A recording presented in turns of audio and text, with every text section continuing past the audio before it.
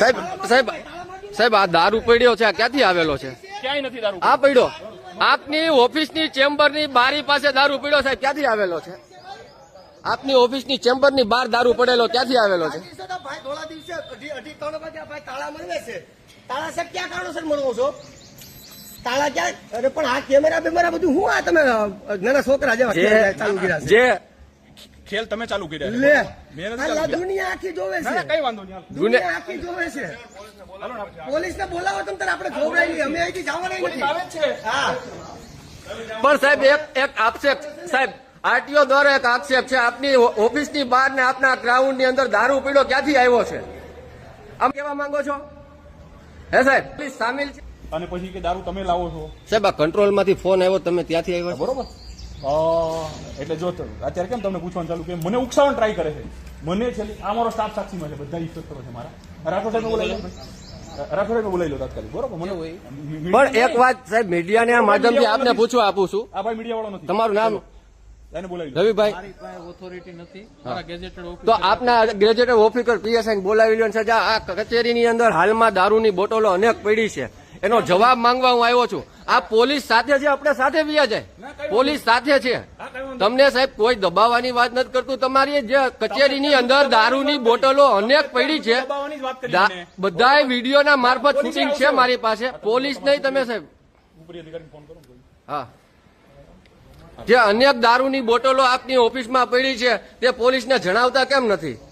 સભ્યતાથી વર્તન કરવાનું, તુકારો નહીં કરવાનો. ઉકારો નથી કર્યો. તમે આ છે મારી પાસે વિડીયો, આ કઈ વાંધો નહીં. મારી પાસે વિડીયો છે એટલે સભ્યતાથી વર્તન કરવાનું. ઉતારો વિડીયો. આ વાંધો નહીં. તું તુકારો ન કરો, હું તુકારો કરી લઈશ પછી ઇજ્જત મૂકી નથી જાઓ. તુકારો નહીં. ઉકારો પહેલા તે કરવાનું ચાલુ નહીં, કર્યું છે. નહીં. જો હજી તમે સમજાઈ ગયો સાહેબ. બોલ બોલ બોલ. સભ્યતાથી વર્તન કરો, તમને કહી દઉં છું. હા બોલો. અહીંયા છે ને મેં તમને બતાવ્યું ને અંદર દારૂની કોઠડીયું છે. આ સામાજિક કાર્યકર છે નરેશ વાળા. હા આ બીએસ કલસરિયા છે. એક આ બીએસ કલસરિયા આપને તુકારા ઉકારા કરે છે. નેમ પ્લેટ લાગેલી છે. સાહેબ. વાંધો નહીં. બોલ સાહેબ બોલો બોલો બોલો બોલો સાહેબ બોલો બોલો. ગીર ન્યૂઝ અમરેલી માંથી આવું છું. વાંધો નહીં. બોલ. હવે નરેશભાઈ વાળા દ્વારા એવું જણાવવામાં મળ્યું છે કે દારૂની બોટલો અનેક બોટલો તમારી ઓફિસની બહાર પડી છે અને અનેક ગાડીઓ સાથે પડી છે. આપણે ચેક કરી લઈ તો એનો પુરાવો આપો પહેલા. અહીંયા રહ્યા જીવતા પુરાવા, જાગતા પુરાવા છે. તમારા ભાઈ ઓફિસમાં સરકારી ઓફિસ છે, પુરાવો આપો પહેલા. સરકારી ઓફિસની અંદર સાહેબ દારૂ ક્યાંથી આવે છે? એને બોલાવી લો. સરકારી ઓફિસની અંદર સાહેબ દારૂ ક્યાંથી આવે છે? આમાં જેટલા અરજદારો છે અહીંયા ઉભા છે, 1.5 કલાકથી બેઠા છે, એ હું જાણી રહ્યો છું. અડધી કલાકથી આ સાહેબ આવ્યા છે. આ બધા સાહેબો 1.5 કલાકથી જમવા ગયા હતા, કોક પાપા પગલી કરવા ગયા હતા, કોક અધિકારીઓ બહાર ગયા હતા. એ દરમિયાન આ જેટલા અહીંયા અરજદાર ઉભા છે ભાઈ, કેટલી કલાકથી તમે બેઠા છો અને કેટલી કલાકથી તમને આ લોકો દ્વારા કઈ સૂચનાઓ આપવામાં આવી? કઈ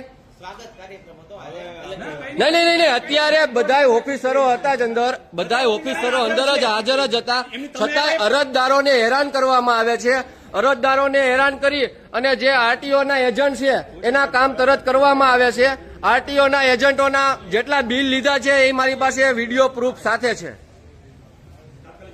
તમે ભાઈ આ જેટલા બધા ઉભા છો, કેટલી વારથી ઉભા છો?